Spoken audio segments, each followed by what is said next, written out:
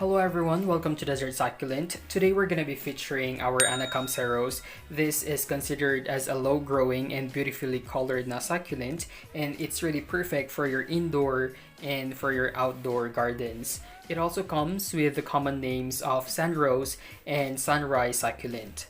The main feature of this succulent is the color ng kanyang leaves. Usually it is green on the upper side, and sa pinakailalim niya, it will be giving you this purple na color. It comes in different variations, and meron din tayo yung ating mga variegated na Anacampseros, which now comes in the pink color. We also have different kinds of this genus, which we call yung ating Anacampseros tomentosa, and we have the filamentosa.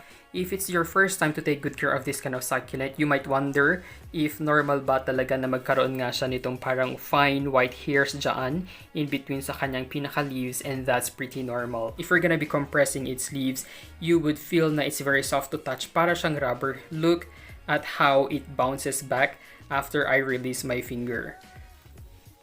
Very flexible din yung kanyang pinaka-leaves as compared with other succulents. These kind of plant may grow to 4 to 6 inches tall and 24 inches wide. Kumbaga sidewards yung kanilang growth as compared nga na pataas ito. It usually grows by forming offsets and eventually spreads gradually sidewards until it reaches yung kanyang maximum na growth. So once it reaches maturity, this plant will also bloom and will be giving us a pink or purple flowers. Usually yung kanyang flower will be around 2 inches in size, and it has 5 petals in it. Moreover, it's very visible to see a yellowish pollen sa kanyang pinaka-center. Our Anacampseros will be giving us a beautiful color ng kanyang leaves in the presence of bright light. If ilalagay natin sila sa ating partial na bright sun or shaded area, then we would be expecting that it's gonna be greenish or hindi ganun ka-vibrant yung kanyang color. We have to remember that a minimum of 4 hours of bright light in a day is essential for us to achieve yung kanyang healthy na leaves. However, in the absence of natural light, we can always set up yung ating mga grow lights just in case you wanted to grow them indoors.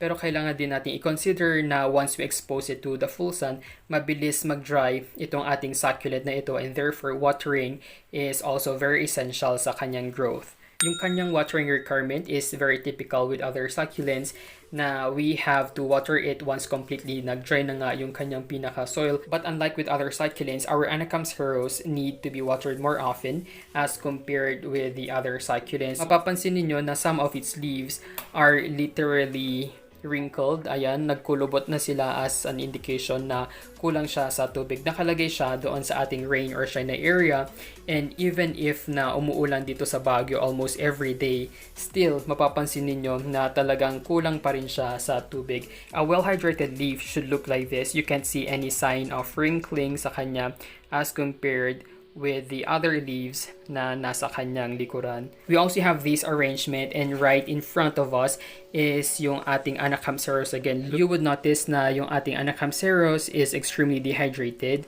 but unfortunately we cannot do yung ating bottom watering since this one is a succulent arrangement. Kaya what I'm trying to do is just simply water itong ating Anacampseros, and I'm trying to avoid to water yung soil ng iba nating mga succulents in this arrangement. So it's best if we're gonna be providing a well-draining soil mix sa kanila. This one is yung ating typical garden soil with some vermicompost as its organic na fertilizer. You can always experiment and create your own DIY soil mix that is appropriate in your location.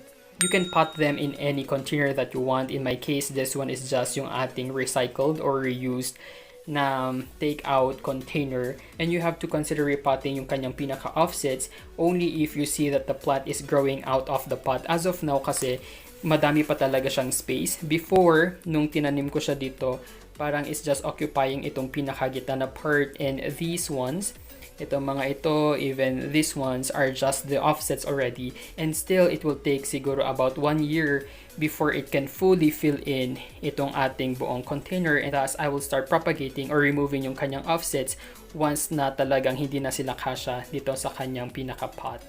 Our Anacampseros are perfect na fillers ng ating mga succulent arrangement like what we did doon, and therefore propagating them is also very important para mas dumami pa lalo yung ating Anacampseros. And the quickest and easiest way to propagate this one is through their offsets or tinatawag din natin na poppies. For example here, let's try to separate yung kanyang pinaka-offset. You can remove some of its leaves.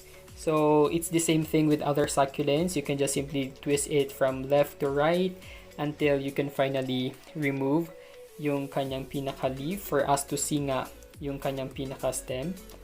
Ayan. So ganun lang siya kabilis na tanggalin. Hindi siya ganun kahirap. It looks complicated na tanggalin yung kanyang pinaka-leaves kasi nga they are in clumps and talagang literally if they are compact, they would overlap each other.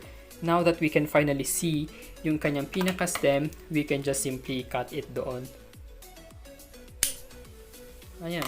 So we can continuously remove some of its leaves, including yung kanyang mga dried leaves na nasa gitna. Ayan o, ganyan yung mga dried leaves niya. Ganyan yung kanyang itsura. After cutting, we can air dry this for a couple of days. Or if your soil mix is dry naman, like what we have here, we can just simply plant it there. Yung mga leaves naman na tinanggal natin, we can just simply lay them here around para mas mabilis na dumami itong ating mga Anacampseros in this pot. And since we have some leaf propagations here and a stem cutting there, ilalagay na lang muna natin ito sa isang bright shaded area until magkaroon na nga tayo ng new roots and offsets out of these propagations. Lastly, we need to check for signs of infestations. Kailangan natin tanggalin itong ating mga dried leaves na ganito kasi that's where usually nagbe-breed yung ating mga mealybugs and other pests. We should also treat them with any fungicide of your choice just to make sure that they will grow healthily. And that's all for our Anacampseros. Thank you guys for watching. Don't forget to like and subscribe to our YouTube channel. You may also visit our Facebook page, A Desert Succulent PH.